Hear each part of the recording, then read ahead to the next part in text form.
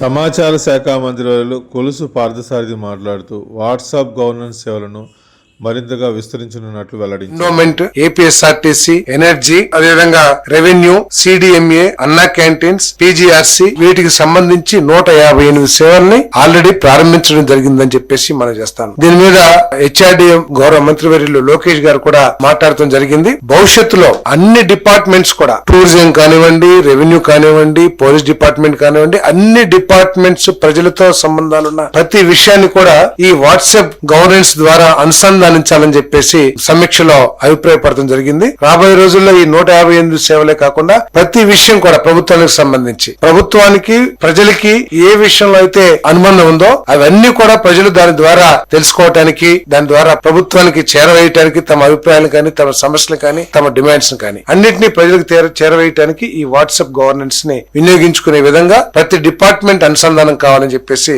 స్పష్టంగా తెలియజేయడం జరిగిందని చెప్పేసి మనం చేస్తాం. అదేవిధంగా ఒక యాప్ తయారు చేసి ప్రజల అభిప్రాయాన్ని కూడా ఈ వాట్సాప్ ద్వారానే ప్రభుత్వానికి చేరవేసే విధంగా, వాళ్ళ సంతృప్తి కానివ్వండి, వారి అసంతృప్తి కానివ్వండి, అన్ని కూడా ఈ వాట్సాప్ యాప్ ద్వారా తెలియజేయటానికి కూడా తగు చర్యలు తీసుకోమని చెప్పేసి కోరటం జరిగింది. ఎంత మైన్యూట్ గా ముఖ్యమంత్రి గారు, లోకేష్ గారు చర్చించారంటే, ఆఖరికి ఆర్టీసీలో సీట్స్ బుకింగే కాకుండా బస్సు ఎక్కడుంది, ఏ సమయానికి ఏ గ్రామంలో ఉంది, అవన్నీ కూడా తెలుసుకోవటానికి మరి ఈ వాట్సాప్ గవర్నెన్స్, అదేవిధంగా సర్టిఫికేట్ సంబంధించి ప్రతి సర్టిఫికేట్ కూడా అంటే అథారిటేటివ్ గా వచ్చే విధంగా తగు చర్యలు తీసుకోవాల్సిందిగా అన్ని డిపార్ట్మెంట్స్ కూడా ఆదేశించడం జరిగిందని చెప్పేసి నేను మనం చేస్తాను. అంతేకాకుండా వాయిస్ ఎనేబుల్డ్ సేవలను కూడా అభివృద్ధి చేయాలని సూచించడం జరిగింది. ఇదంతా కూడా అంటే చాలా మంది గ్రామాల్లో వారికి వాట్సాప్ యాప్ ని వాడతాం కానీ, లేకపోతే ప్రభుత్వం డెవలప్ చేసిన యాప్ ని వాడతాం రాకపోతే వాయిస్ ఎనేబుల్డ్ సేవలను కూడా అభివృద్ధి చేయాలని చెప్పేసి ముఖ్యమంత్రి గారు సూచించడం జరిగిందని చెప్పేసి మనం చేస్తా ఉన్నాను.